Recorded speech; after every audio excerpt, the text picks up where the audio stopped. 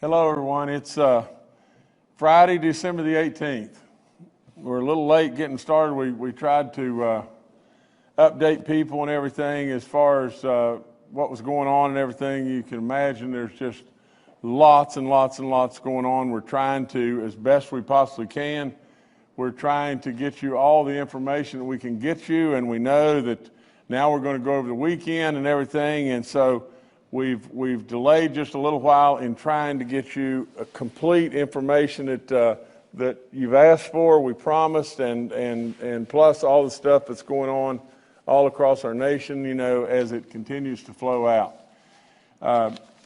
Like I said, a really fluid situation. We're trying to pivot and adapt to it and tweak and do all the different things that we have to do along the way to make it all come together, and I think you'll be pleased, at least, you know, in some aspects. I regretfully have to tell you we've lost another 52 great West Virginians. Our total death toll now is 1,091. Out of all respect that I could possibly give these people, I'm going to read through them, and I'll go as quickly as I can, but at the same time, I don't want to go quickly. I want to be respectful and do the right thing. Our 140th death in West Virginia is a 98-year-old female from Barber County. Our 141st death, a 78-year-old male from Barber County. Our 142nd death, an 81-year-old male from Mon County. Our 143rd death, a 92-year-old female from Brooke County. Get this now. Our 144th death, and bless her heart, a 105-year-old female from Jefferson County. It's just unbelievable. What a life. Our 145th death, a 57-year-old female from Ohio County. Our 146th death, a 70-year-old female from Marshall County. Oh, I'm sorry. Good Lord. I'm reading, you know, and saying our 140th and our 141st. Oh, man. It's just hard to fathom these totals. I'm going to start all over. And the reason I'm going to start all over is we've lost 1,040th death. It's not the 140th death, so forgive me. We've lost 1,091 people in West Virginia now. Our 1,040th death is an 88-year-old female from Barber County. Our 1,041st death, a 78-year-old male from Barber County. Our 1,042nd death, an 81-year-old male from Monongahela County. Our 1,043rd death, a 92-year-old female from Brooke County. Our 1,044th death, a 101-year-old female from Jefferson County. Our 1,045th death, a 57-year-old female from Ohio County. Our 1,046th death, a 70-year-old female from Marshall County. Our 1,047th death, an 84-year-old male from Boone County. Our 1,048th death, a 92-year-old female from Ohio County. Our 1,049th death, an 85-year-old male from Preston County. Our 1,050th death, an 89-year-old female from Marshall County. Our 1,051st death, another 100-year-old female from Boone County. Our 1,052nd death, a 74-year-old female from Wood County. Our 1,053rd death, a 92-year-old female from Brooke County. Our 1,054th death is an 81-year-old male from Brooke County. Our 1,055th death is an 80-year-old male from Marshall County. Our 1,056th death is a 75-year-old female from Hardy County. Our 1,057th death is a 76-year-old male from Mercer County. Our 1,058th death is a 71-year-old male from Lewis County. Our 1,059th death is an 85-year-old female from Preston County. Our 1,060th death is a 92-year-old female from Brooke County. Our 1,061st death is a 76-year-old male from Mercer County. Our 1,062nd death is a 59-year-old female from Harrison County. Our 1,063rd death is a 66-year-old female from Wood County. Our 1,064th death is a 61-year-old male from Wood County. Our 1,065th death is a 76-year-old male from Tucker County. Our 1,066th death is a 60-year-old female from Barber County. Our 1,067th death is a 93-year-old female from Kanawha County. Our 1,068th death is a 74-year-old male from Monongahela County. Our 1,069th death is a 90-year-old female from Raleigh County. Our 1,070th death is an 83-year-old female from Raleigh County. Our 1,071st death is an 81-year-old male from Raleigh County. Our 1,072nd death is a 60-year-old female from Barber County. Our 1,073rd death is a 74-year-old female from Monroe County. Our 1,074th death is an 83-year-old male from Berkeley County. Our 1,075th death is a 77-year-old male from Raleigh County. Our 1,076th death is a 77-year-old female from Wyoming County. Our 1,077th death is a gee, Christmas. Whoo-wee. A 17-year-old male from Kanawha County. 17 years old. Our 1,078th death, a 64-year-old female from Kanawha County. Our 1,079th death, a 58-year-old male from Kanawha County. Our 1,080th death, a 46-year-old female from Mineral County. Our 1,081st death, an 85-year-old male from Mineral County. Our 1,082nd death, a 78-year-old male from McDowell County. Our 1,083rd death, an 86-year-old female from Wood County. Our 1,084th death, a 65-year-old female from Wood County. Our 1,085th death, a 78-year-old female from Berkeley County. Our 1,086th death, a 78-year-old male from Hancock County. Our 1,087th death is an 80-year-old male from Cabell County. Our 1,088th death is a 67-year-old female from Mingo County. Our 1,089th death, a 61-year-old male from Grant County. Our 1,090th death is a 95-year-old female from Wyoming County. And our 1,091st death in West Virginia is an 84-year-old female from Wood County. Please forgive me for starting out and reading 100 instead of 1,000. Tough stuff. While we hate like crazy that 105 and 100-year-old, beautiful people that their life is snuffed out by this terrible killer, what an incredible celebration we should have for all the years of their life. And we should absolutely just embrace in prayer and tears over losing a 17-year-old, as well as our 100-plus-year-olds and all those that I've read today and all those that we've lost in West Virginia. Remember them in your prayers. Your prayers will be heard. From the standpoint of our numbers, in the last 24 hours, we had 1,266 new positives. Our daily, our positivity rate daily is at 7.28. In the last 24 hours, our cumulative continues to rise, but we're at 4.27 with 22,000 active cases and 46,000 plus that have recovered.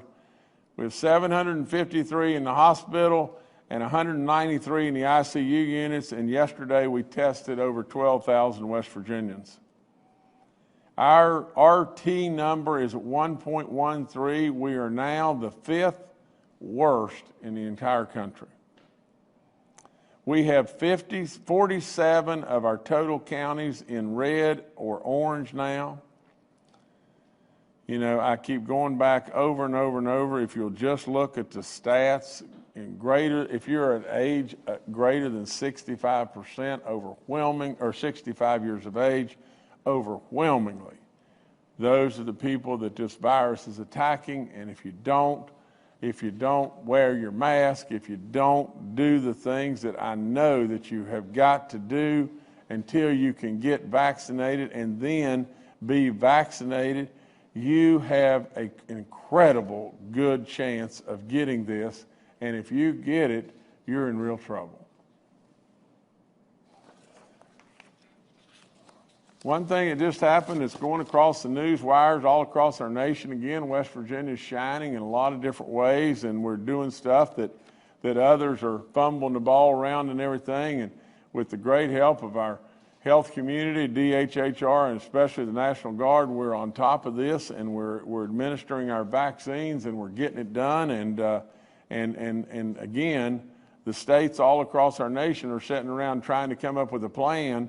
And we're not coming up with a plan, we're doing it. We're just flat doing it. You know, the Sundale Nursing Home in Morgantown was one of the first major outbreaks in the state of West Virginia last March. Jiminy, time just goes, doesn't it? 9 months later, now, Sundale was one of the first facilities in this nation to receive doses of the vaccine. Today, we're going to hear from one of those residents that was at Sundale that's received her vaccine, and I want to introduce two people here. I want to introduce first and foremost Miss Pat John, and she's a 93-year-old resident of Sundale, and she's with us today, as well as joining her Michael Hicks, the administrator of Sundale, and Dr. Carl Schrader, the medical director. So I'm going to turn the stage over to you guys, and Pat, we love you to death, and so happy for you, and happy you're with us today. Happy to be here too. Well, Go ahead. Go ahead and talk to us, I'm Pat. very happy to be here this morning, and I just wanted to tell everyone to please, after all of the expenses that they have taken to get us all a vaccination, do not hesitate. It doesn't hurt, and it happens immediately. Please don't wait. Good job. Okay?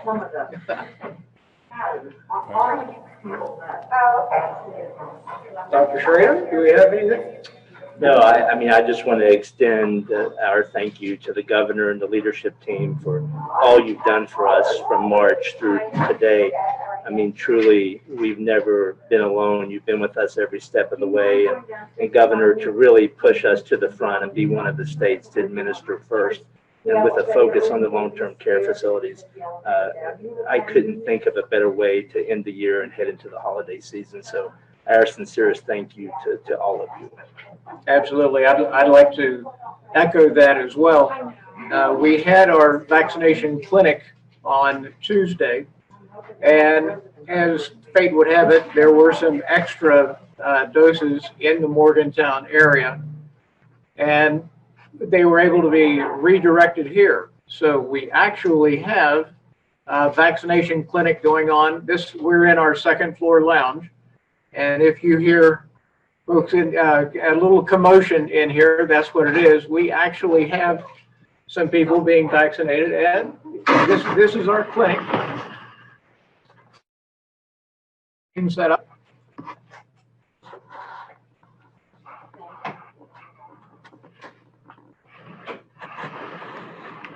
One of the things that we were able to do, we didn't want to miss the opportunity, or we did not want to lose any of the vaccines that we had available. So I reached out to our board members as well. We've now vaccinated over 80%. I think it's close to 85% of the residents that we have here at Sundale. So I'm so thankful that we were able to be in the first week. And Governor, I thank you for all of your efforts in moving forward. Had we gone with the federal plan, I'm assuming the 21st is when those would be beginning. And we've already vaccinated a tremendous number of West Virginians in the state. So kudos to you. Thank you ever so much. General Warrior, I can't thank you enough for the guards' activity. Yeah, Listen, guys, Michael, Pat, Dr. Schrader, the work you've done is phenomenal. That's all there is to it. But I love it so much when West Virginia rubs it right in the rest of the nation's face of just how good we really are. So the kudos go out to all those that are making this happen. The rest of our states all across our union are sitting around trying to get a plan to where they can start on the 21st of December, and you guys are already making it happen in every way. So I love it to death and everything when West Virginia shines across this nation and everything, because I believe that I'm only here. Well, I really believe with all in me, I'm here because God put me in this position. But I truly believe that the only reason I'm really here is because I absolutely believe in West Virginia beyond good sense. I love West Virginia, I love its people, and it's great when we can see that we lead the U.S. again. So that's really great stuff. So just keep doing the great work, and Pat, we'll have to see you. Now you've got at least probably 12 years from the standpoint to go, and on your 105th birthday, I want to be there, and in some way, somehow, we're going to have a giant celebration. 2021 will be a great year for everyone. Amen. That's great stuff. Great stuff. Way to go, Pat. Way to go, guys. Way to go. Let me take a little time here and go through this as fast as I can. But, you know that I received the vaccine on Monday. I feel great, and there's no effects whatsoever. I encourage everybody, just like Pat, just like everybody here, to please take your vaccine, when it becomes available and everything. It's safe. It's as safe as we can possibly know that things are. I mean, who knows? We could get hit by a meteorite day after tomorrow standing out in our yard. But really and truly, this is safe, so please take it. As of 11 o'clock today, we have distributed 15,800 vaccines. There have been almost or over 11,000 of those vaccines that have been given. We're ordering more vaccines today. There's 11,700 doses of the Pfizer vaccine. It'll be coming in addition. And then we'll be looking for Moderna, and Moderna will be piling in a whole bunch more. And then Pfizer will just keep going and everything. We're expecting an allocation of Moderna product of 32,600 to be delivered shortly after the FDA has already authorized, and they have. We will soon, from the standpoint of the Pfizer vaccine, and I want to make sure I got this right, and the general can probably add a whole lot more to this and everything, but we were supposed to have, I think, 21,000 or whatever, and they cut us back, they cut everybody back all across the country and everything. They had some hiccup. I don't know really what it was and everything. Hiccups aren't really permissible when people are dying in my world, and but it just goes to show you that, things are continuously happening and everything. I'm sure Pfizer will catch up. I haven't been real happy about this, and I will be directly.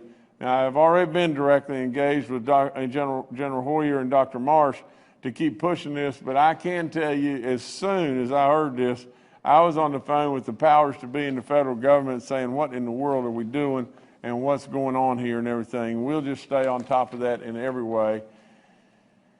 It just came out, it's all across the news, but West Virginia is leading the nation in distributing COVID vaccines to our nursing homes and assisted living. We were the first state in the country to require nursing homes and assisted living to test 100% of the residents. That was back a while. And I want to badly be the first in the country to get all of our nursing homes and our staff, and as well as our assisted living, tested. West Virginia completely tested. West Virginia took a slightly different plan than the rest of the country. I told my team I wanted long-term care residents and staff prioritized and wanted the first doses completed within the first 30 days. The federal government had a national plan to distribute to long-term care facilities, but it didn't start until December the 28th. That just isn't going to cut it in West Virginia. That's just all there is to it. So we put a plan in place that relies upon the greatest resource, our fellow West Virginians, to take care of one another, and to help distribute the vaccine through expanded use of our local pharmacies. So we just jumped in. Instead of going to a chain, we jumped into all of our pharmacies and just jumped right in immediately. And based on the current plan and projections, we will be done in a little over 2 weeks from when the first shipment arrived in West Virginia. Quite literally, we may be finishing our vaccination to long-term care facilities before some states even start. I'm telling you, I love it. I love it. As of yesterday evening, we had vaccinated approximately 5,450 individuals in 42 facilities. By Saturday morning, we will have completed giving out around 8,000 doses to more than 50 facilities. We are seeing approximately 85 to 90% of the residents that are taking the vaccine, and approximately 60% of the staff. We got to get the staff way higher than that. General Hoyer will provide you an update on the 2-week plan, and I will remind you all that getting the vaccines out to West Virginia is not a step-by-step process. We need to get the vaccines out to West Virginia on a plan that initiates and moves right with light speed. We built this plan in order to offer vaccination to as much of our critical workforce as possible in an equitable way and as quickly as we possibly can pull it off. Okay, about getting tested. I still encourage in every way, go get tested. The free map is up on the website and everything of where we're going to be and where we're going to be testing. I remind you about the drive-through testing and how we can go about doing that. Our school outbreak's still great. We have 14 active outbreaks, 79 confirmed cases in the public schools. That's still really, really good. The long-term care facility outbreaks, 114. That's about where it's been hanging. The church outbreaks are at 15 in 14 counties. That's Braxton, Greenbrier, Harrison, Jackson, Lewis, Marion, Mineral, Mingo, Monongalia, Nicholas, Raleigh, Summers, Webster, and Wyoming counties. Again, I tell you over and over and over every day, if you get tired of hearing me say it, well, you're just going to get tired. You better turn the volume down because you're just going to get tired of hearing me say it. If you elect to go to church, and if you're over 65 years of age, to be perfectly honest, with the vaccine right at your doorstep, I'd get my services at home. That's all there is to it. I'd get my groceries brought to me. I would absolutely try to avoid people in every way, and for God's sakes, a living, I'd wear my mask. Now, let me tell you just this, and I forgot this and everything, and I wanted to show you this. I'll show it to you on Monday. But at 6:57 this morning on Fox, Governor Chris Christie, he's a big guy. He's from New Jersey, and he was a former governor in New Jersey, and he's the president's real right-hand guy, smart guy, and was advising the president in a lot of ways. To be perfectly honest, he was walking around up there in the west wing of the White House in different places and probably didn't have his mask on or wasn't wearing his mask to the extent that he should have. Boom. He ends up in the hospital. He ends up with COVID. For 7 days, he's fearing for his life. He can't get his breath. And he was on with a public service commercial. This was a commercial. This wasn't an interview. This was a commercial with Chris Christie saying, boy, I really screwed up. America, I screwed up. I should have been wearing my mask. America, I screwed up. Really and truly, I almost died. But when I was lying there in that hospital for 7 days, I thought to myself, how dumb could I have been? I screwed up, America. And I want to show you that, and I forgot it, but I'll show it to you on this coming Monday. We got to wear a mask. For crying out loud, we're close to the finish line here. Okay, our corrections update, we are down now to 112 active inmate cases. We're down from 254. You know, we started the week at nearly 360. We're down to 112.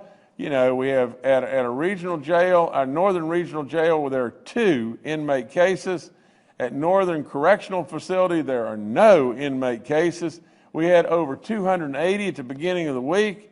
Currently, there are 50 inmate cases at the Eastern Regional Jail, 26 inmate cases at Central Regional Jail, 25 inmate cases at St. Mary's, and corrections, once again, does exactly what they've done and done amazingly.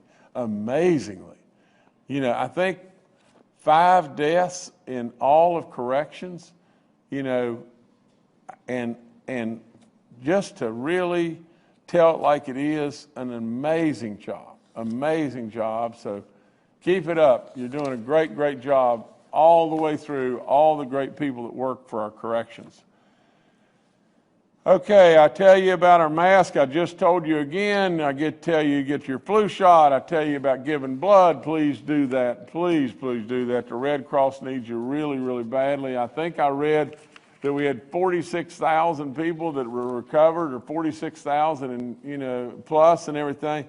All those people need to really consider giving blood, because you may really have antibodies that can save a lot of people's lives. Before I go any further, let me just say this one more time. And I'm not going to forget anything. I'm going to get this right. If you're 65 years, everything should be centered around one thing right now: age. The second cut of this thing is, if you're 65 years of age and you get what I would say is a sniffle, a headache, whatever you get, for crying out loud, get somebody, get up, get somebody and go get a test. If you want to live, you better listen to me. You can sit around and say, oh, it's just a cold, and be hard-headed and everything. You can do that. But at the end of the day, if you've got COVID and we can catch it in the first few days, we'll give you drugs that will absolutely make you well. We gave them to the President of the United States. We gave them to Rudy Giuliani. I mean, absolutely, they'll make you well. Now, if you sit home and say, well, I'm just going to wait a few days and see how I feel, you know, I would highly recommend, as morbid as it may sound, if in fact you do end up with COVID, a whole bunch of you will die. Please go get tested. And the last thing is, we need, and you'll hear about it when I go through the revenue stuff here in just a few minutes with the revenue, you know, secretary and everything, but really what we need is, we need to hold back some dollars here, because we're going to be aggressively testing all those that are 18 to 35 years of age, because we know now that really we know who's dying, we know who should go get a test, and we know who the spreaders are, and the spreaders are all over the place. Now, I want to just do this because our people are so ingenious, they had no idea that I was going to say it. They've got the Chris Christie ad. I want to put it up, and I want every last one of you that are sitting out there, and for whatever the reason may be, whether it just be, whether you're hard-headed or you believe that we're going to take your guns because that's the liberty going, one of our liberties, to be able to walk around and not wear a mask. Well, it's not a liberty, really and truly, because you can affect others. It's not a liberty to be able to drive your car drunk. It's not a liberty. For crying out loud, we're close to this vaccine. Come on, just help us. But we're going to show the Chris Christie thing right now. This message isn't for everyone. It's for all those people who refuse to wear a mask. Lying in isolation in ICU for 7 days, I thought about how wrong I was to remove my mask at the White House. Today, I think about how wrong it is to let mask wearing divide us, especially as we now know You're twice as likely to get COVID-19 if you don't wear a mask. Because if you don't do the right thing, we could all end up on the wrong side of history. Please wear a mask. This message isn't for everyone. It's for all those people who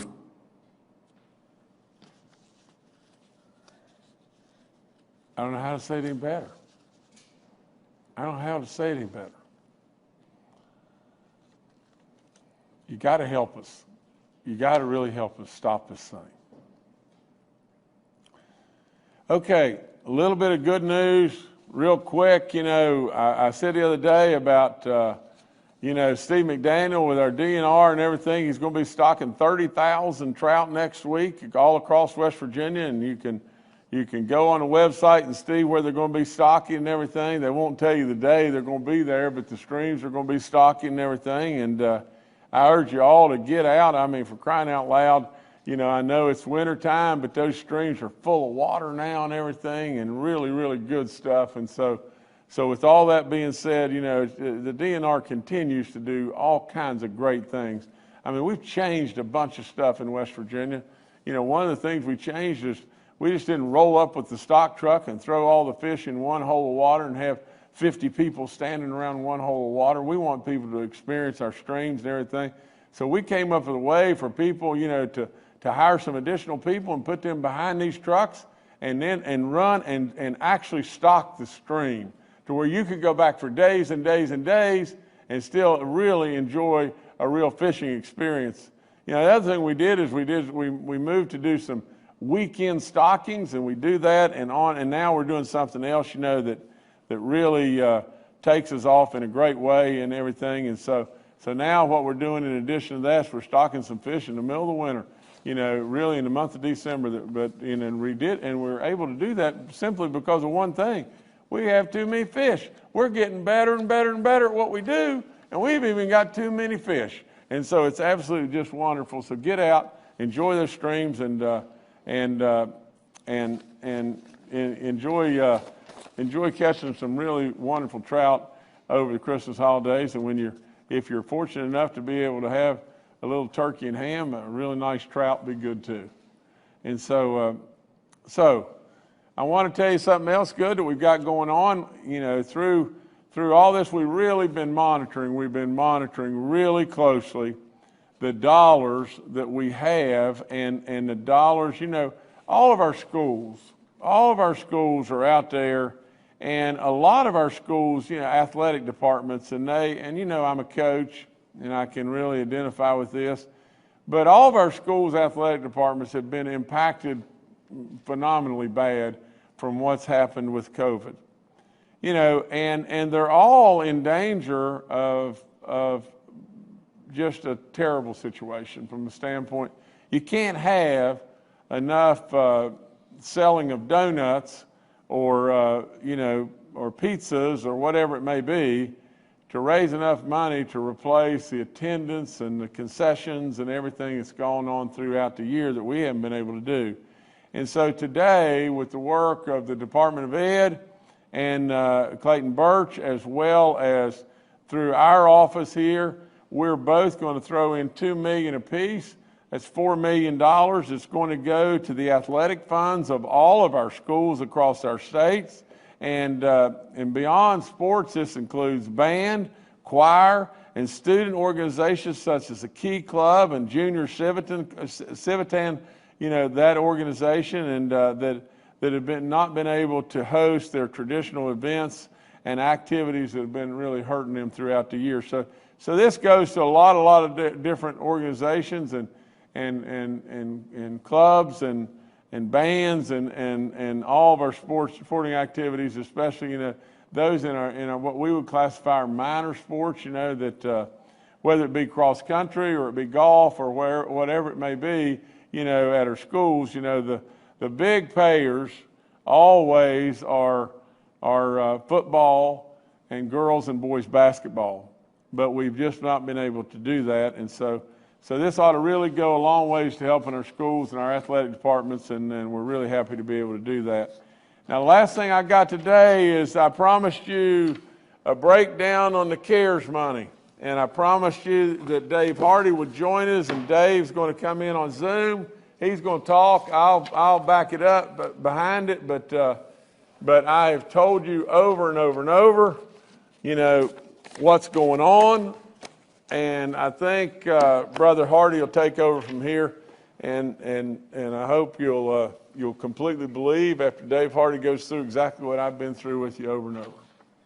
Okay, thank you very much, Governor. As you pointed out, way back a long time ago, this was late March, early April, we, of course, received by wire transfer $1.25 billion in CARES relief funds, or coronavirus relief funds, with a set of guidelines that followed thereafter. So that was our starting point. And our closing point, as was pointed out when the law was passed, and that is our closing point, is December 30th of this year. Under the current law, we are supposed to have expended all of our CARES funds by December 30th, or the alternative, we can hold back a small amount for expenses that were incurred prior to December 30th. So December 30th is the red letter day, and I cannot explain to the public and to the people of West Virginia how much we appreciate your leadership during the last 10 months as we tried to navigate our way through this process and be sure that we maximize the recovery for the people of West Virginia. This was what I call not budget checkers, but budget chess, and that we had to be very careful in how we handled the funds. We met with you, Governor, along with our other revenue team members and members of the governor's office on average 3 times a week since early April. So this is all culminating today with what I will call our final plan for how to expend our $1.25 billion. And again, this is a process that's gone on a long time, and it wasn't done lightly. We used, of course, an outside law firm of Bailey Glasser, when we had legal issues, and we used, at the governor's suggestion, an outside accounting firm, and the name of the firm is BDO, and they have validated and reviewed every one of our proposed expenditures. Then those expenditures are ultimately sent to the auditor's office for a final review. So there's been a lot of checks and balances, and the governor insisted on that before we started this process.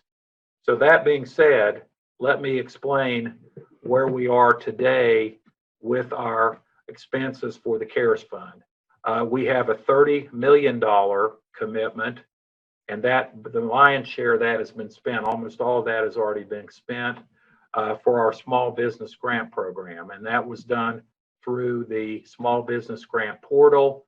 And I might add, all the businesses were asked to go through a vetting process to be sure that they were properly registered with the state of West Virginia and were current on their taxes before they could avail themselves of the grant program. And that program has resulted in a $30 million expenditure.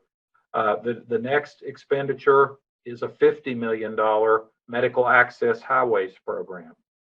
In consultation with Bird White and Chief Engineer Jimmy Riston at the Department of Highways, they went out and identified a specific set of highways that would impede access to medical treatment in West Virginia. And this was done carefully. It was documented. The highways were photographed. And then we sought a legal opinion from our outside law firm on whether that would be a permissible use of CARES money. We've done our due diligence. We've done our work. And we expect all those dollars to be expended on this medical access highway program in the next 2 weeks.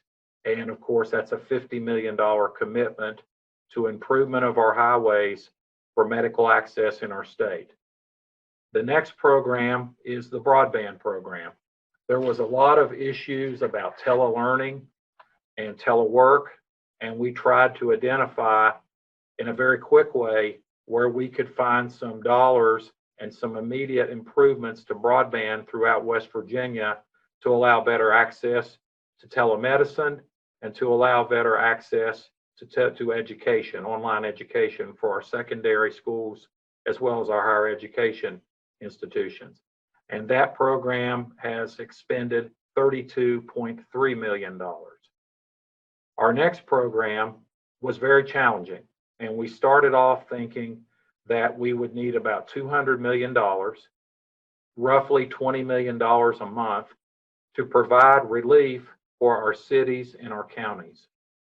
And we established a portal, and in consultation with the West Virginia Municipal League, the West Virginia Association of Counties, the West Virginia County Commissioners Association, we consulted with those groups, and a portal was built on the governor's website where the cities and counties could submit monthly their application for reimbursement of eligible expenses under the CARES Act. The program has been remarkably successful. And right now, the expenditure number is about $253 million, way beyond what we originally anticipated of $200 million. And we anticipate that we need another $12 million to get to the end of the year. So that program has directly reimbursed our cities and counties by the end of the year in about 12 days, a total of $265 million to help them pay for essential services to assist with the getting through the pandemic. The next number is the Fairmont Hospital. The decision was made upon the closure of the Fairmont Hospital in partnership with WVU that there was a need for more medical access in a community hospital in Fairmont. And in partnership with WVU, we were able to allocate $10 million to make that project a reality. The next expenditure is our public service districts. Due to the pandemic, a number of utility ratepayers have not been able to afford their monthly utility bills. And the public service districts asked for some assistance in consultation with the Public Service Commission, Chairman Charlotte Lane. And we were able to come up with a program that is CARES Act eligible, where we can reimburse the public service districts directly for many of the unpaid utility bills. These payments do not go directly to the consumer. They go to the public service districts to allow them to avoid millions of dollars of delinquent utility bills. And that program has expended $16.5 million. The next program has been one I think we're all very aware of, and that our National Guard has done just tremendous work from day one on testing, sanitation, getting out supplies, and every other aspect day to day of fighting the pandemic.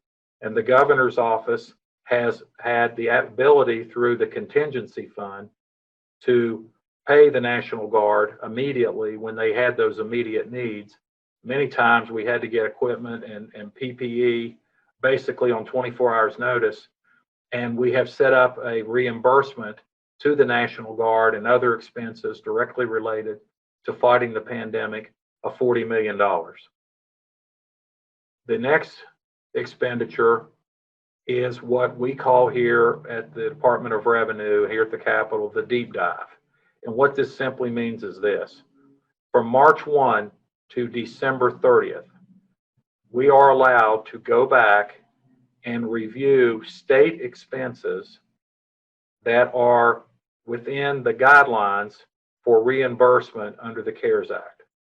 And some of the expenses are things like the Department of Corrections having additional expenses to keep the jails sanitized, additional overtime for our public safety officials, and so on and so forth. I could go on for hours, but what we've done, we've gone back, we've reviewed those expenses, and then we have been able to submit those for reimbursement under the CARES Act through our accounting firm. So our accounting firm has allowed us to approve those expenses and then given us the authority, if we want to, and they've approved them as CARES Act eligible, to reimburse the state of West Virginia.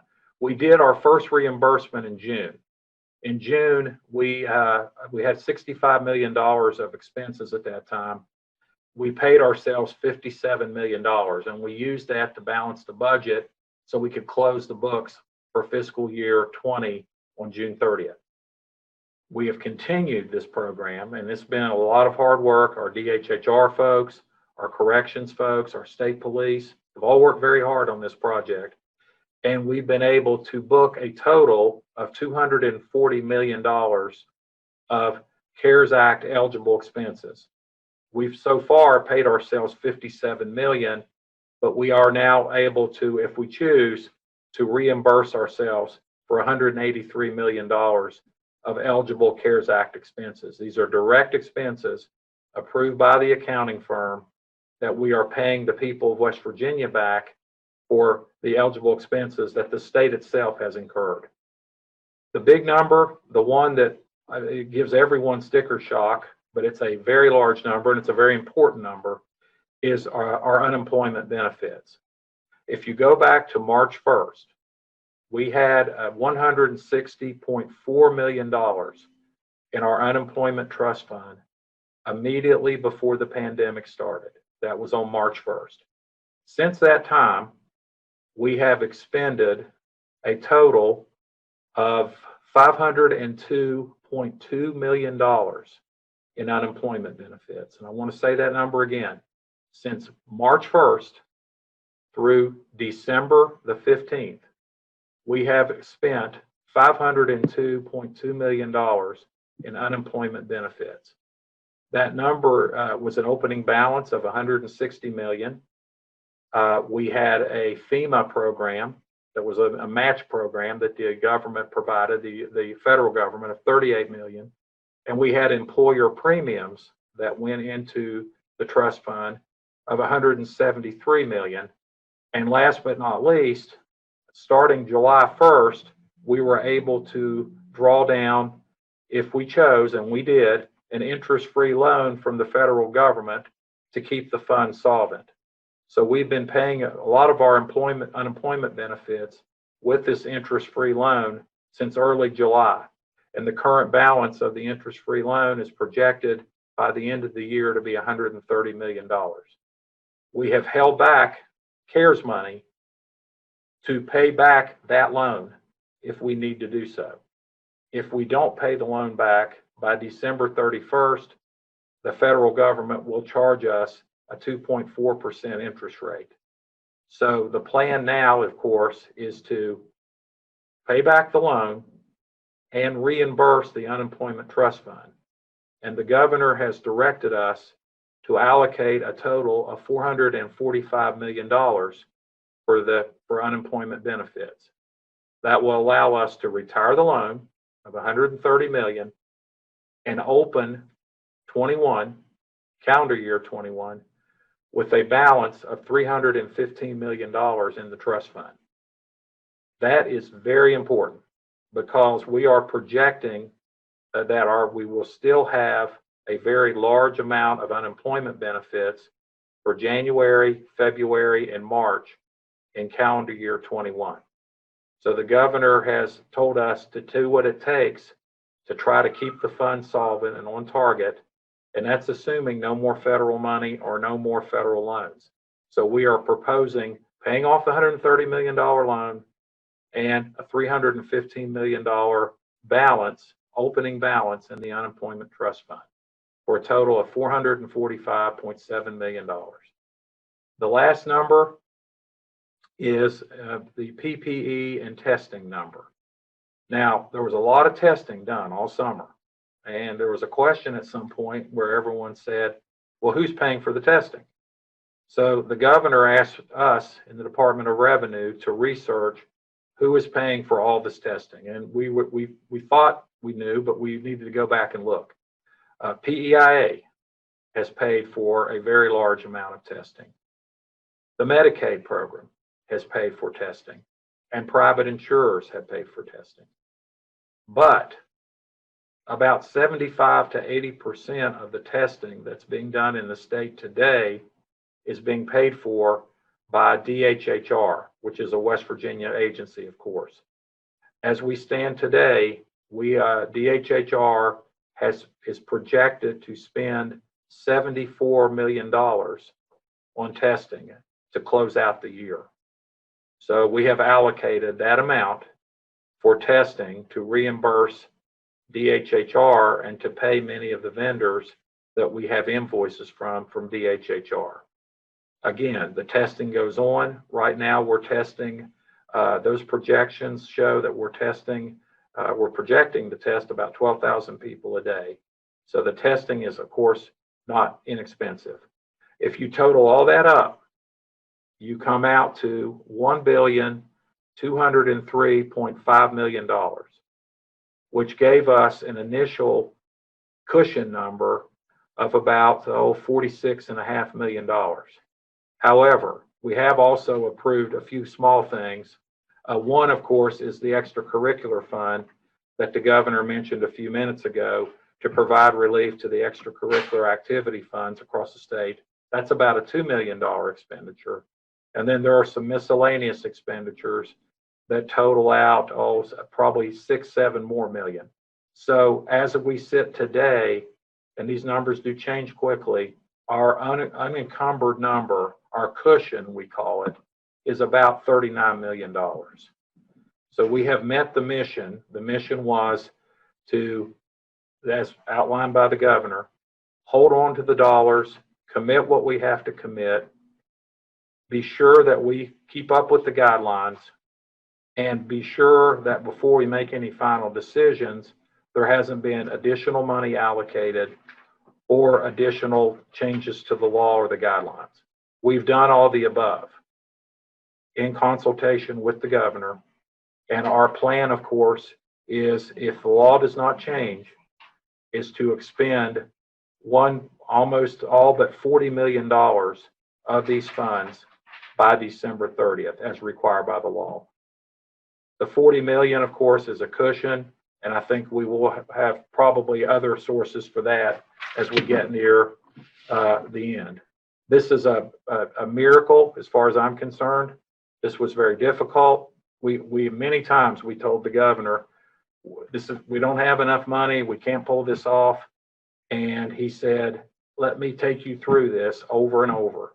And we met with him over and over, and we researched and we worked hard, and we followed his lead all the way through. And I feel like today it's a miracle for West Virginia, because we started off with a very difficult place. We had a pandemic. We had no idea what to allocate for these expenses. And we certainly didn't know how the disease was going to progress from March till December.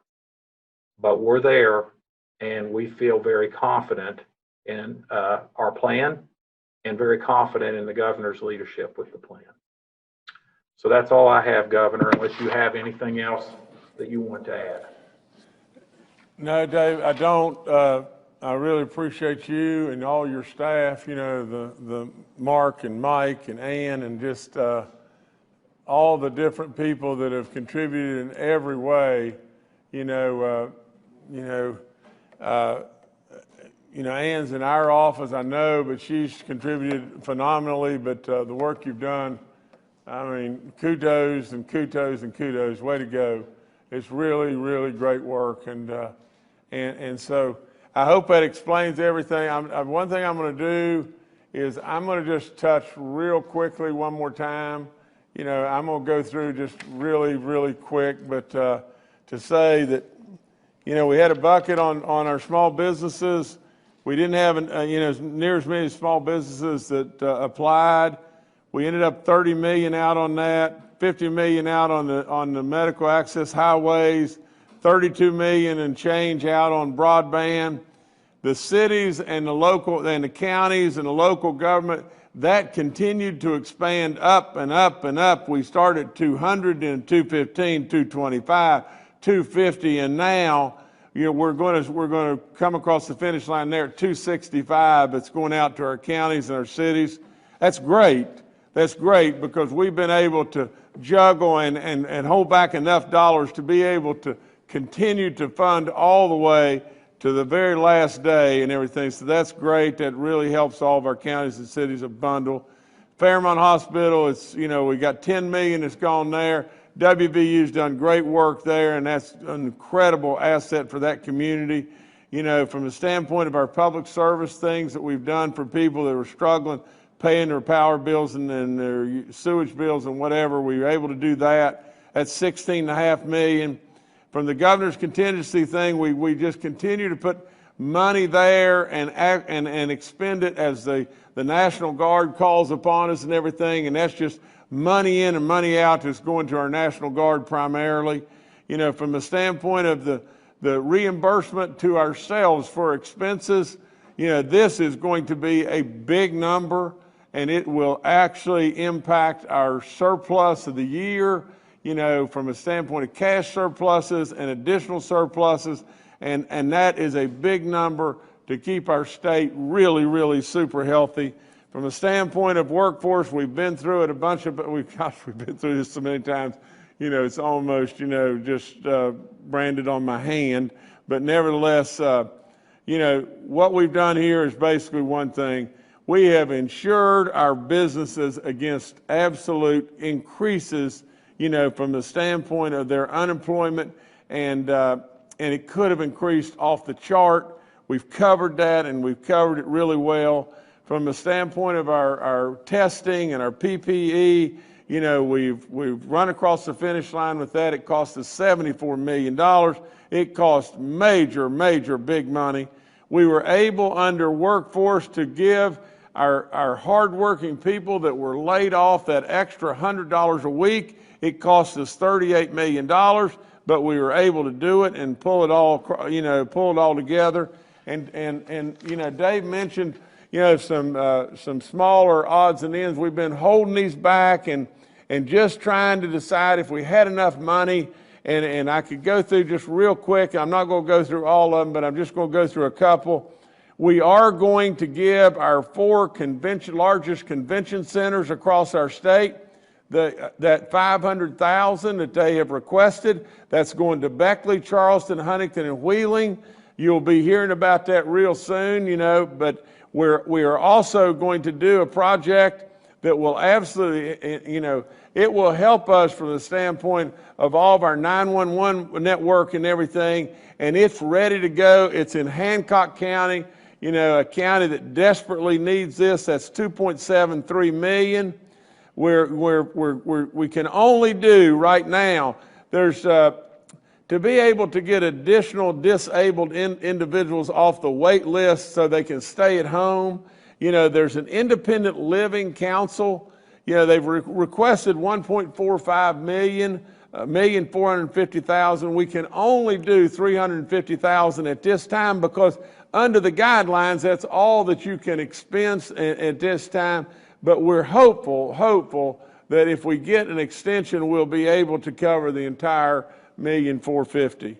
And from the last thing, just on the smaller things, CAMC has requested to us over and over, from the standpoint of through different senators, Senator DeB Nelson and Senator Katubo, we've talked a lot about this. They've requested a mobile unit that can travel, especially down into southern West Virginia where people, don't have access and all this. And, it can do lots and lots of testing from the standpoint of COVID and all that, granted, but it can do things in years to come, blood testing and a lot of different things just to make us better and make us more well. We're going to do that. That's $800,000. And so all that's great stuff. And we've still got a little cushion that we're still watching and we're still holding back. And the reason for that is just one thing and one thing just alone. And that's just this. All eyes are on the stimulus package that's going on in D.C. You can't imagine how much we're watching just that. It's not been passed yet. And we really don't know exactly what's in it. But when it passes, what if there weren't money there to do real testing in the first quarter of the year, in January, February, March maybe? What if there were things that we needed to really be sure that we could cover?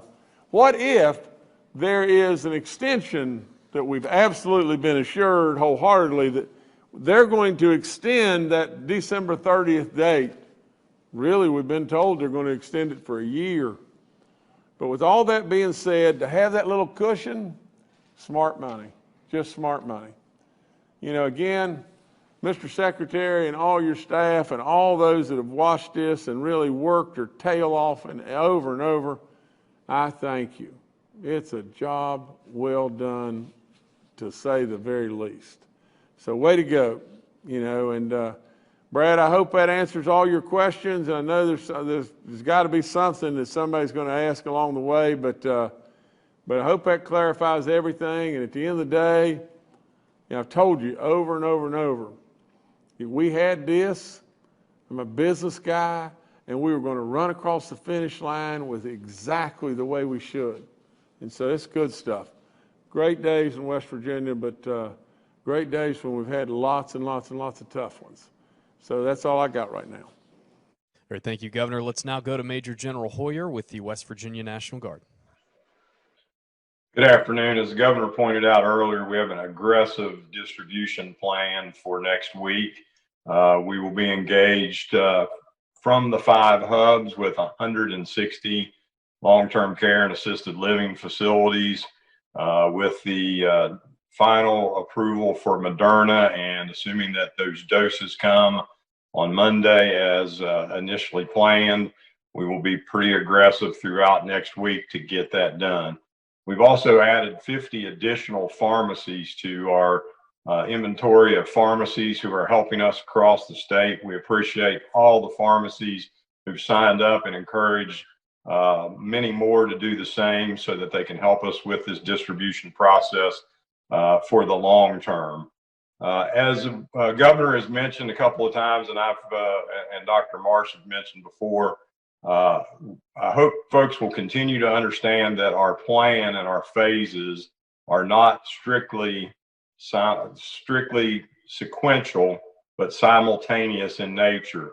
Where the opportunities presents itself with the vaccines available, as has been pointed out in a couple of instances here, we will work across those phases simultaneously with a focus that the governor's given us on those over age 50 and particularly those over age 65 and greater, so that we can do 2 things at once: maintain our state and being open, and at the same time get that most vulnerable population.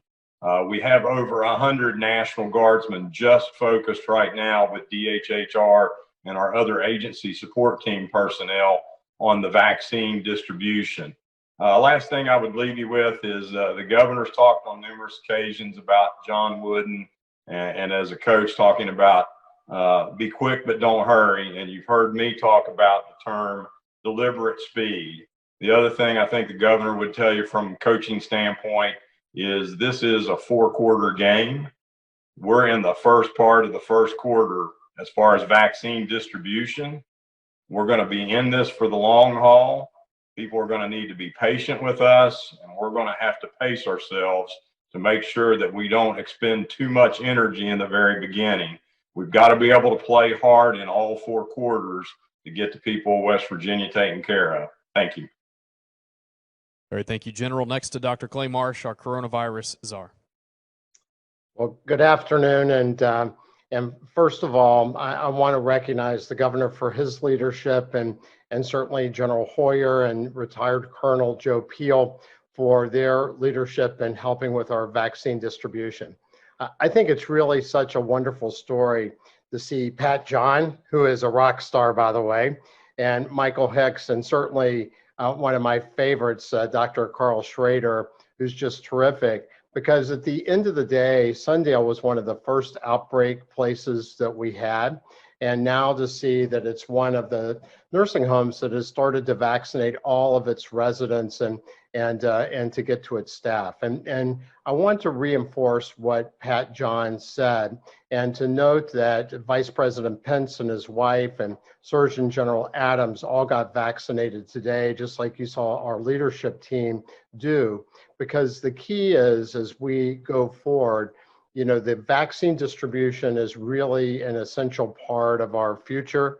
But being vaccinated, putting that vaccine in people's arms, and having people like Pat John be spokespeople and remind us how important it is to take care of each other to get vaccinated. And also like former Governor Christie said in that really wonderful advertisement that the governor played, that it is so critical right now that we wear our masks and protect ourselves, because although we've talked a lot about these dark days coming up of the winter where COVID is spreading faster than it has before, where more Americans and more West Virginians have been hospitalized and diagnosed with COVID, I think that we see that there is a very bright light at the end of the tunnel. We know that not only is the Pfizer vaccine being pushed and moved quickly to those most vulnerable West Virginians to meet the governor's instructions of maintaining vital capacities in healthcare and in our community and state sectors, but also save lives. But also as we look at seeing that we will be the first state, I believe, to complete the mission of immunizing our nursing home residents. And now we are right at the precipice of having a second vaccine that is emergency use authorization approved, which is the Moderna vaccine. And remember, the Moderna vaccine and the Pfizer vaccine are very, very similar. They really work the same. The Moderna vaccine has tested over 30,000 people in their clinical study. This vaccine has been also shown to be effective in older people and people with different racial backgrounds, and nobody died of COVID-19 who got the immunization from Moderna. And in fact, just like the Pfizer vaccine, the Moderna vaccine is 95% effective in reducing the infection with COVID-19. And in the Moderna vaccine trial, I don't think anybody got severely ill either. So who got the vaccine? So ultimately, these are safe vaccines. You know, people have worried a bit because they've moved quickly, but I think this is really a testament to the ingenuity and the capability of America and our worldwide partners, because the Pfizer vaccine was really developed in Germany, and the Moderna vaccine was developed in Boston. So ultimately, we're able to come together as a team. And I think that's what you're seeing here in West Virginia. This is really the product, as the governor said, of everybody pulling the rope in the same direction. Because when we help each other, when we collaborate, when we serve, when we care for each other and love each other and help move things forward, then really, really good things happen. So as you guys know, all of us on the call from the leadership pandemic team have taken the vaccine. I have no symptoms, no pain, nothing at this point. Ultimately, we know these vaccines are safe. You absolutely cannot get the virus from the vaccine. The vaccines don't cause sterility. All people, except for people who have specific allergic reactions to components of the vaccine, or people that are actively ill with COVID-19 and who are isolated, really are candidates for this vaccine. And so just like Pat John, listen to her words of wisdom, and please, when it's your time, get vaccinated, and listen to Chris Christie's words of wisdom. Even after you're vaccinated, be really, really careful in this upcoming holiday season. Wear your mask, stay distant, be careful about having meetings, crowds, gatherings where you basically can spread the virus with your mask off. So thank you, West Virginia. Thank you, Dr. Marsh. Next to Bill Crouch, Secretary of the West Virginia DHHR. Good afternoon, everyone. I will echo what Clay said. Had the vaccine when the governor did, and Clay and Dr. Amjad, and I feel great. Please, everyone, take the vaccine, please. But as I want to talk a minute as we move into the holiday season. We're in the middle of a pandemic, but I want to remind everyone we're also in the middle of an epidemic.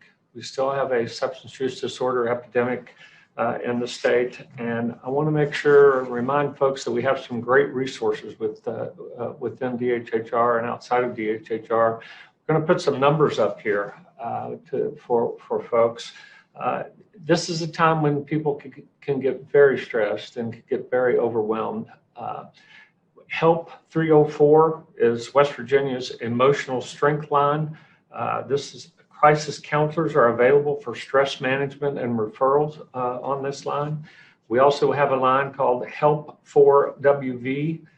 That is for substance use disorder and behavioral health issues. The National Suicide Prevention Lifeline, help is always available on that line. And we have the Children's Crisis and Referral Line is available for families and youth to talk with crisis specialists and help de-escalate a crisis. Many people will be spending the holidays alone this year. This will be a different holiday season for many. We need to protect each other and we need to help each other whenever possible. Stay in touch with family, even if you can't see them. Check on your friends, make sure they are safe. And next Christmas, we'll have a great deal to celebrate together. Thank you. All right, thank you, Secretary. Dr. Ayn Amjad, our State Health Officer, is also joining us today and is available for questions. We'll now go to questions from members of the media. The first today from Brad McElhenney with West Virginia Metro News. Hi, Governor. Hi, everyone.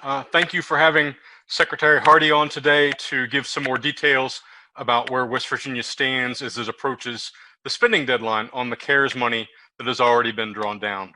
I'd like to hone in a little bit on the decisions West Virginia still has to make as it comes closer to that deadline, and as Congress may pass a new version of federal relief this weekend, may include an extension. But between those two goalposts, what does West Virginia still have to decide? It sounds like there was still money out there in a zero interest loan for unemployment insurance. Sounds like the state may have a whole bunch of invoices still coming in for state expenses. Talking in sports terms that the governor sometimes uses, West Virginia sounds like could run an option play in spending that money or holding tight, depending on whether the deadline is really coming up December 30th. What guidance generally can you provide? Thank you. Well, Brad, let me make a shot at it. There's so many things. I mean, this is so fluid, and there's so many things that are out there. We really don't have the language of the stimulus package if there's going to be a stimulus package. We really don't know what's going to happen to our businesses, and we desperately have businesses such as our restaurants that are really, really hurting. We don't really know if they're going to extend this deadline or not. We don't really know what is exactly going to happen to all the testing. We think we know. I think, surely to God above, that the testing is going to be covered by our federal government, and that's going to be in the stimulus package. But I surely thought that there would be some level of dollars that would be set aside for the states and the counties. And now, from what we're maybe hearing, there's maybe not going to be those dollars set aside at this time for the states and the counties. There are so many aspects of what if. I think that we'll go into December 30 in the state of West Virginia with our total COVID dollars, with the interest we've earned on those dollars, of probably $1,252 point something million. So we've really earned a little in excess of $2.5 million, or right there at it, on just interest on those dollars. But with all being said, I think we'll start with $1,252,000, and I think we'll end up with a cushion of somewhere in the high 20s. And I think that is just prudent, and I do believe there will be an extension of the time. And but we've got to think about when the clock strikes December 30 at midnight, it doesn't mean that our counties and our cities are instantaneously all well and they're okay. Or it doesn't mean that we've got a lot of people that are still waiting to get a test that are going to get a test.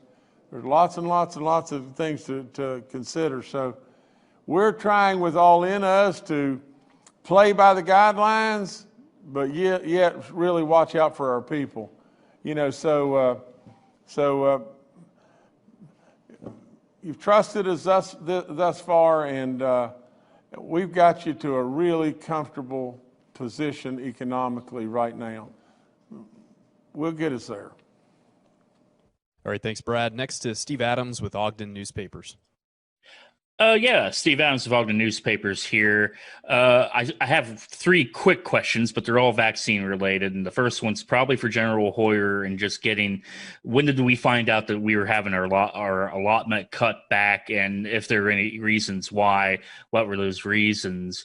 Also, and I'd seen this the other day in regards to the vaccine vials themselves. I saw where the FDA gave approval because some pharmacies are discovering that even though the vials, I believe, contain 5 doses each, sometimes they're getting as much as 6 or even 7 doses out of a single vial. And I think the FDA gave approval to be able to use those extra doses versus throwing out the vials. So I didn't know if any of our health experts wanted to weigh in on that, and if we are kind of seeing the same thing and doing that as well. Thank you. Okay, Stephen, let me try, just for the sake of, we covered so much information today, and not to hurry along, but we don't want our people just sitting there a long time. But from the standpoint, General Hoyer notified me last night, called me last night, with Brian Abraham, and we went over, we discussed the reduction in the vaccine doses and everything. I think the bottom line is, there was some disruption in their distribution or whatever it may be, and all the states were supposedly cut and cut proportionately. I guess that's the answer to that question. And from the standpoint of 6 or 7 doses, we've been all over this. From the doses in the vial, and Dr. Marsh called me. I think it was night before last, and said, we do have the ability, maybe it was the night before that, but we do have the ability, in most instances, we can get 6 of these doses from the same vial, and instead of 5. And I said to him, my exact words were, now, Doc, are we going to have any problem by having using 6 doses when they're saying we were supposed to use just 5? Because I would rather have 5 good ones than 6 that would be a little short. And he said to me, Governor, one thing you can count on, and count on for sure, if we put that needle in somebody's arm, absolutely without doubt, it will be 100% total, exactly right. And so we're doing that, and we're trying to stretch that out. It's given us some extra doses, and that's really good. All right, thank you, Stephen. Let's go next to Paul Mullen with WCBC. Good afternoon, Governor. Good afternoon, panel. Governor, yesterday, while you were not having a press conference, Maryland Governor Larry Hogan was having a press conference, and he announced some additional measures that stopped short of shutting anything down. He did not live up to his nickname of Lockdown Larry. But one of the things that he said was that anyone leaving Maryland and coming back, or anyone coming into Maryland, should have a negative COVID test before they do so. And if they don't have that, they should have a 10-day quarantine period. Are you considering anything like that as we move into the Christmas season? Well, Paul, I would say somewhat lightheartedly, all these people, I said this to the vice president on the vice president call with all the governors the other day, because Dr. Birx was here, and Dr. Birx, teed up the vice president to call upon me to tell all the different things that are going on in West Virginia. And I would say this to Larry, I would say this to all the governors. If you'll step back and you'll watch what has happened with these great experts that have advised me as to what to do within this state, they've done a hell of a job. That's all there is to it. And these other governors could learn one hell of a lot by watching what we've done in West Virginia. Now, with all that being said, as far as as putting a 14-day quarantine on people that are coming across our borders. I mean, they're coming across our borders from everywhere coming or going. And there's no oceans, there's no giant rivers, there's no bays, there's no nothing stopping them. They're coming in every direction all the time. We're absolutely keeping everything on the table. Everything is absolutely at play all the time. We may very well have to change and do this or that and everything, but I'm telling you, and you can mark it down, these people that I've surrounded myself with are flat superstars. And so we're going to stay on top of it. And I'm not hesitant in any way to shut something down or to quarantine people for 14 days or coming or going or whatever. I'm not adverse to anything if we think and we know it's going to make a difference. We know the masks are making a difference. We know the vaccine's making a difference. You know, and that's what we've got to do right now. Just arbitrarily shutting down something so you can look good and be a politician, no, that's not me. I'm not going to do that. All right, thanks, Paul. Next to Mark Curtis with Next Star Media. Good afternoon, Governor and cabinet members. I want to drill down on this congressional bill a little bit, Governor, that you talked about. You're correct. As of now, there is no money in it for state and local governments. I believe the figure Dave Hardy used was $266 million has been reimbursed in West Virginia to state and local governments. So if Congress isn't going to provide that money, where are you going to come up with $266 million as we go into 2021? Is it the rainy day fund, the surpluses, and are you going to have to call the legislature into special session before their regular session in February? Well, Mark, first of all, I think you're misreading this, okay? From the standpoint of the allocation of dollars to the states and the cities, that's really for revenue replacement primarily. That's what they're really balking on in every way.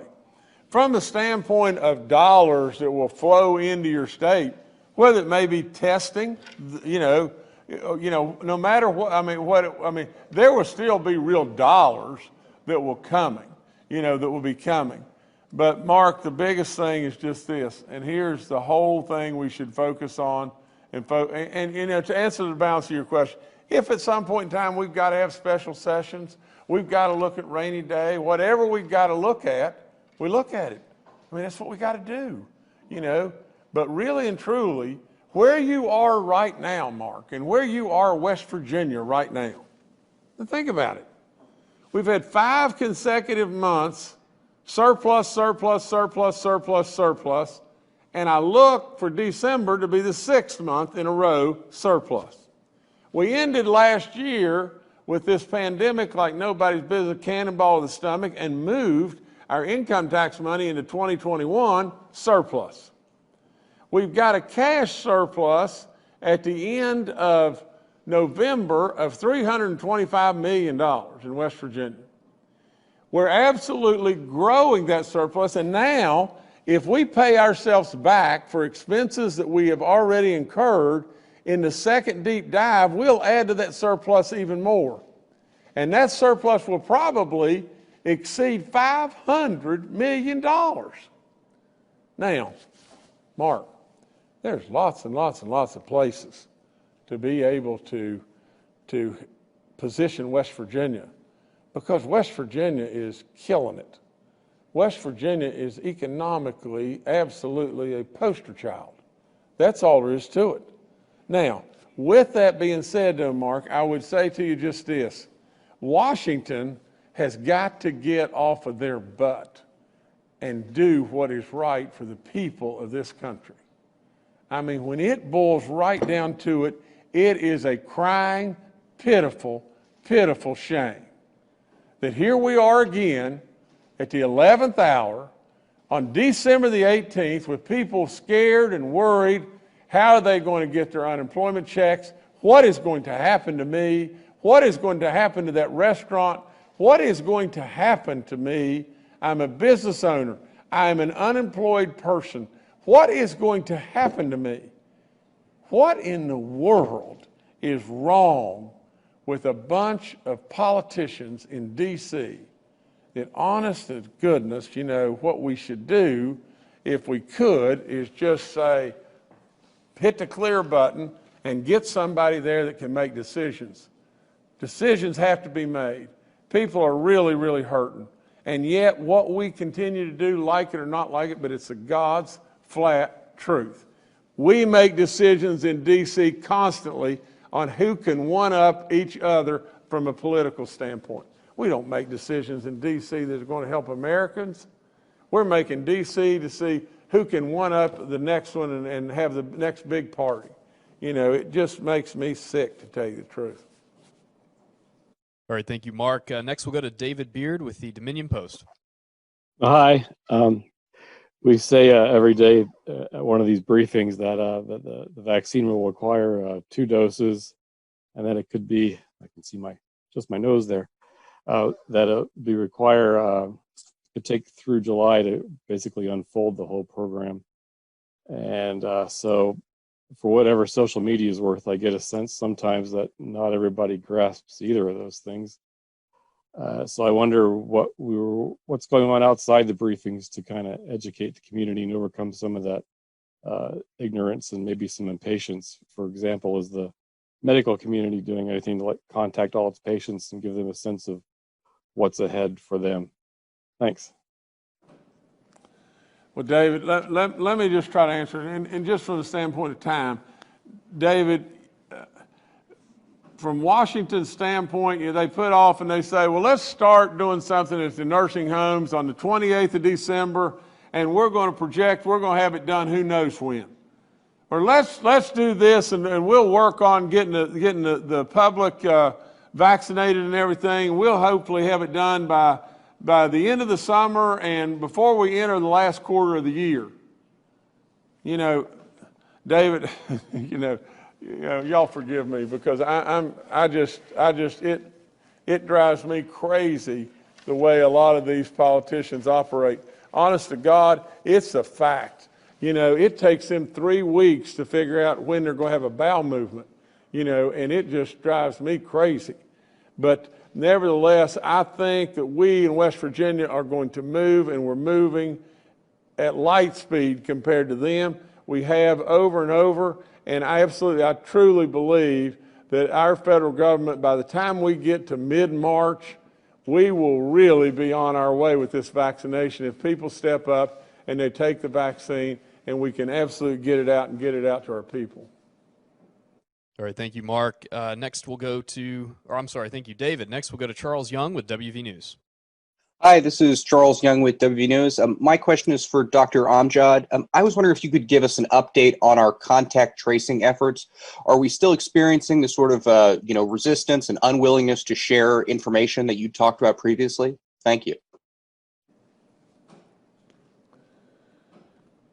Charles, what information are you talking about? First of all, Dr. Amjad, do you know what he's talking about?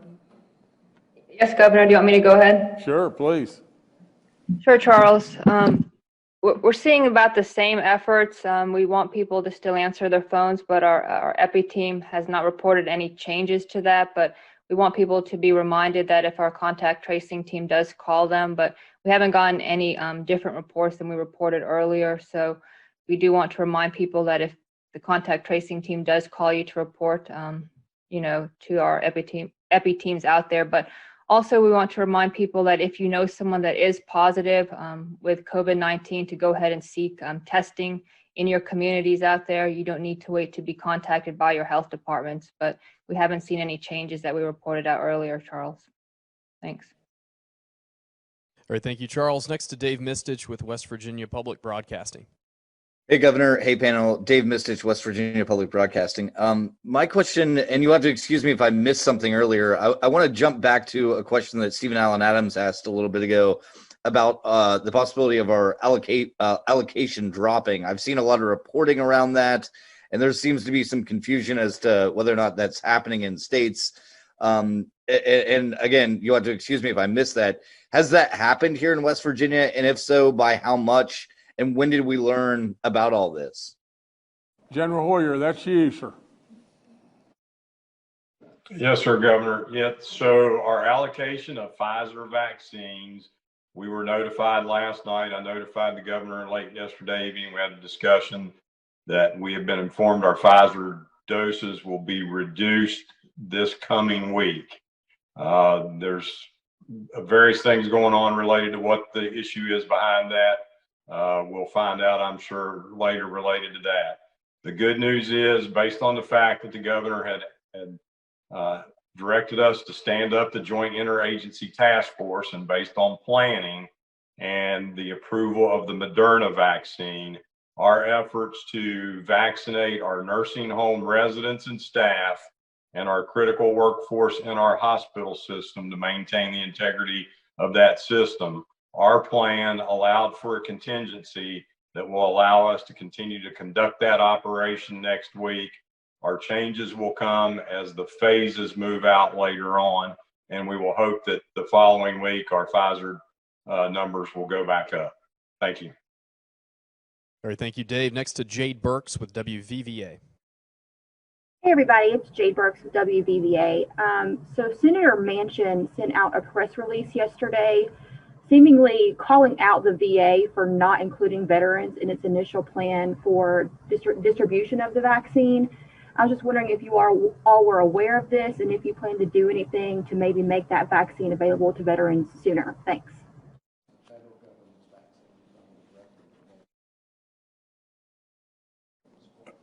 Okay, I mean, my general counsel, Brian Abraham, Brian, you want to step up here and. That's the VA plan to vaccinate through the VA. Well, my general counsel is telling me that that's the federal plan to vaccinate through the VA. Is that correct? And I would be 100% supportive of that. All right, thanks, Jade. Last question today from Junaid Dill with the AP.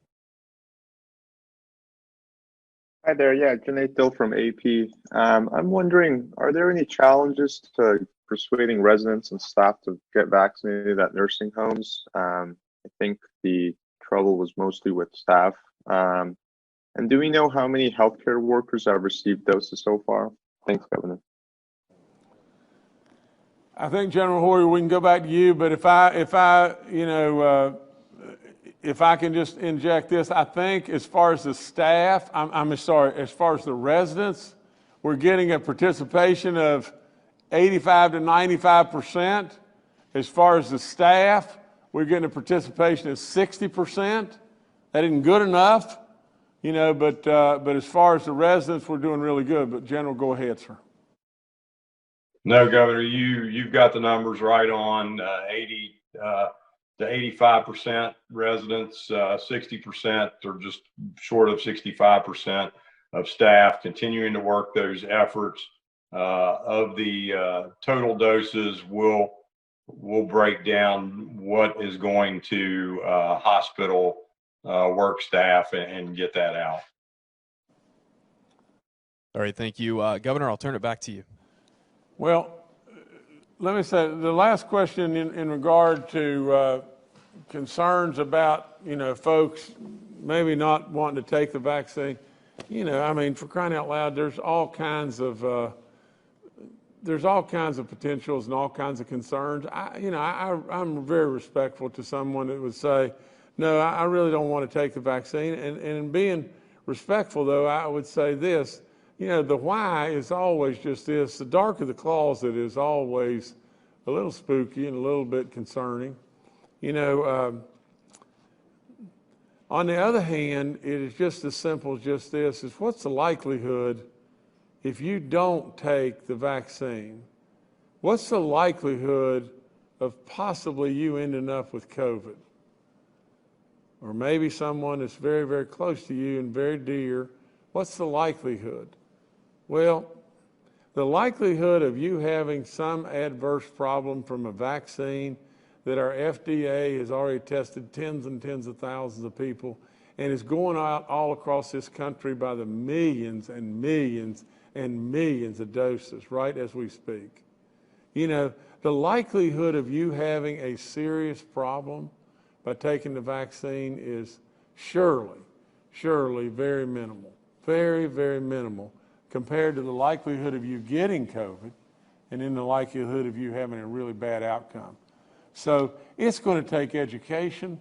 We all need to be respectful of people's views and opinions, and we're going to try to be that. But it really, really, really is going to take urging and encouragement and education and all that to make more and more and more of us comfortable.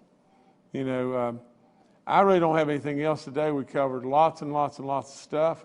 You know, I hope we've answered the questions adequately and you know, maybe laid you know, aside a bunch of concerns. But at the end of the day, this is tough stuff, and everybody's doing a great job. That you know, I've been fortunate, blessed beyond belief, to surround myself, like I said, with some real experts that have been absolutely just terrific. So thank you to all of them, and thank you first and foremost to you, West Virginia. You know, I just say it over and over. Just think about just this. You know, you're on the morning news, you're on this, you're on that and everything. Why? Why is it? Because others can't figure out how to chew gum and go up the stairs at the same time. And West Virginia, poor little West Virginia, that a lot of people look down their nose at forever and a day, West Virginia figures a way to do it and get it done. I've believed it with all in me. I'm here because of you, West Virginia. I love you with all my soul. You just keep doing what you're doing. You're the greatest of the greatest. And I thank all the people that are working really hard around me, but I really thank West Virginians. I love you and I thank you.